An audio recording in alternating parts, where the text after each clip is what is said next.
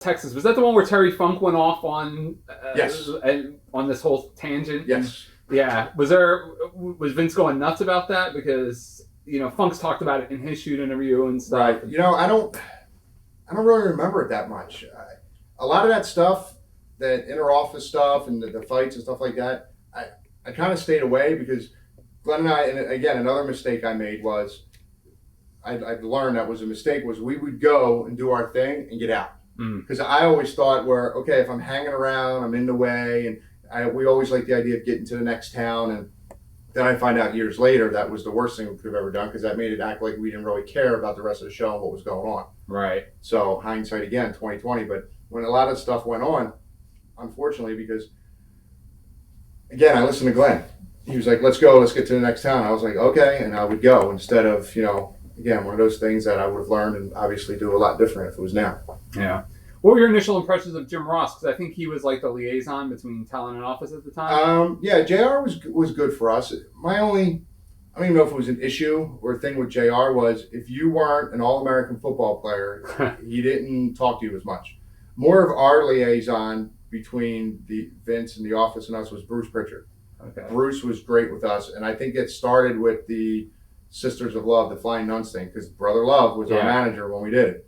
And we got real close with Bruce in that month it was happening by hanging out with him and doing the pictures and the vignettes and stuff like that. JR was more, the guys that played football, that had a name in football and college football and stuff like that. So I didn't really have pretty much everything I did the only time I really talked to JR was when I was leaving, and I wasn't very happy about it then. Were you guys pretty well received from the rest of the locker room? Or was there like a testing period for you guys? No, not really, because most of the locker room knew us from going up there for 3 years, doing enhancements. Yeah. So everyone kind of knew us. Everyone kind of knew our personality. We like to rib, we like to joke around, and just like everyone else, we just had fun. We were just all about having fun. At that time, when I first got there, the business was just starting. That's when WCW was up here. And WWF was just starting to take off, and so we were there just the start of like the Stone Cold era. Yeah, that's just as we got there. So it was a fun locker room. Everybody got along. It was fun. How fun was it at Survivor Series '97 Montreal? Just thinking of that. Just thinking of that because I was just going to say one of the guys that was great for us or to us was Bret. Bret was awesome. I mean, Bret we would be in a hotel room thinking about stuff, and we would call Bret and say, hey, what do you think about this? Or, this is kind of bothering us. What do you think we should do? And, we'd sit down with Bret and discuss things with him. We'd play with his kids. Bret was like, it's so funny because, I have a kid now. I have a 5-year-old son. And it's so funny how you realize things now. Like, I would say to them, like, they thought, oh, the Headbangers are so great. And I'm like, but your dad's Bret Hart. Like, what's so great about me? Your dad's Bret Hart. Yeah. Like that one whole... story they did on Bret, where if you watch it in the video, Bret says, look, I'm busy, go find the Headbangers, go play. Like, that's what we did. We played with all the kids. We were like the babysitters because we played with everybody. But that was interesting because, again, we were kind of sitting there, and it was right as we were getting ready to leave when the whole thing kind of went down. So it was just kind of weird. Like, the next day, Vince got the black eye, and Bret's not there, and everybody was kind of like whispering about what's going on here, what happened here, what really happened last night, what's going to happen, and did Sean really know or didn't he know? And then he claims he didn't, but you found out he really did, and how bad. I was close with Earl back then, Hebner, and I know Earl was just eating up about it, because he was like, but he just had to do what he was told to do. Yeah. So and like Bret felt betrayed by everyone because he felt somebody should have told him, but in theory, and if you look back at it, the next night Bret was going on WCW. Do you really want him going to WCW and wearing your belt? Like, no, you can't have that at the same time. But it was just tough for everyone because no one really, in my opinion, no one really knew how to react. No one knew how to handle it. Yeah. Did being close to Bret, did he think something was up before the show or anything like that? Not really, because he was so involved in. This is my hometown, not hometown, but home country. They were following him around with cameras, doing the whole documentary on him, and he was going over the match with. So I didn't sense anything. I didn't see anything coming up. Yeah. I mean, we were there the whole day playing with it and messing around, and we had our match that night, and I didn't sense anything. Do you think some people think that was a little bit of a work, the whole Survivor Series '97? Do you think there's any part of that was a work, or What do you mean? the whole thing about Bret being screwed, that it was all work and it was a way for I him think to that's leave? a lot of it's being, like I said, I love Bret to death. Bret was always great for us, but I think Bret was a little bitter after it happened. Bret probably legit felt he was screwed because of the way it went down. But at the same time, you can't have your champion showing up on WCW the next night. In Vince's defense of that, he probably felt more screwed because Shawn lied to him. He probably felt screwed because maybe he felt Shawn should have told him. But then again, this is, you got to look at it where this is our company now. You're leaving our family to go somewhere else to battle against us.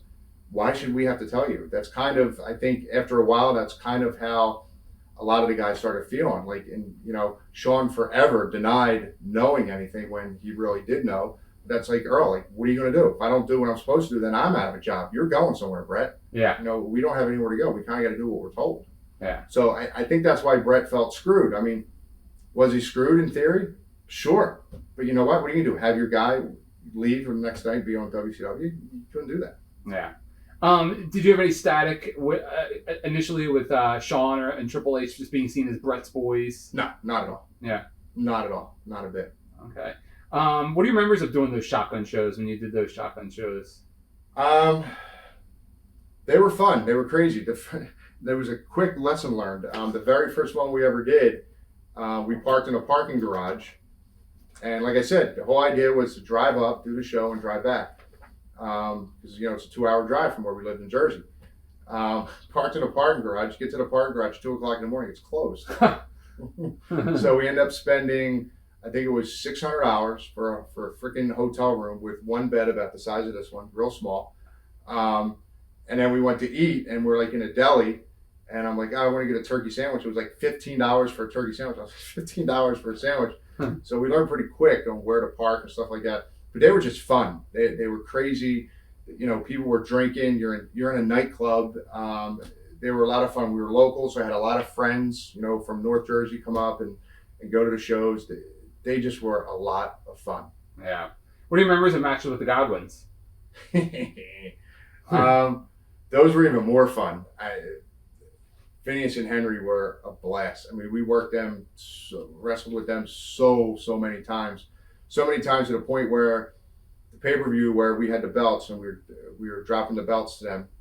And I'll never forget it, Jerry Briscoe sitting there going, okay, we need to kind of come up with a finish. You guys are going to drop the belts tonight. And, Godwins are going to get the belts. We got to come up with a finish. So I looked right at Phineas. I go, the ass splash I do off the top. He goes, yeah. I said, just catch me, drop me into a powerbomb. And he goes, okay. And I said, 1, 2, 3. And we're like, all right, cool, got it? Like, yeah, all right, we'll see you out there. Jerry was like, whoa. He goes, this is a pay-per-view. We're like, well, what are you guys doing? You guys got it. We're like, we got it all. We work each other every night for a year. We just go out there and just do it. And that was probably one of the best matches we ever had with them that night. And that's the only thing we spoke about. The rest of it was all out there. It was great with Phineas because when we first started, we were heels. They were baby faces. And he would spit in the air. And, no, this is when the roles were switched. He would spit in the air, catch it in his hand, and wipe it all through his hair. And I would look around. I'd spit in the air. I would catch it in my mouth and swallow it. He would get booed. I got cheered. What's wrong with society? Like, we would laugh about stuff like that. I mean, they were a lot of fun. Wow. So whose idea was it to finally pull the nun outfits off of you guys and just let you be the headbangers? I guess just Vince. Yeah. It was like 3 weeks. It Yeah. was a week we did it. We did the vignettes 1 week. The next week we wrestled. The next week was Texas. The next week we were getting arrested. So and they were gone. Watch thousands of exclusive shoot interviews right now on TitleMatchNetwork.com.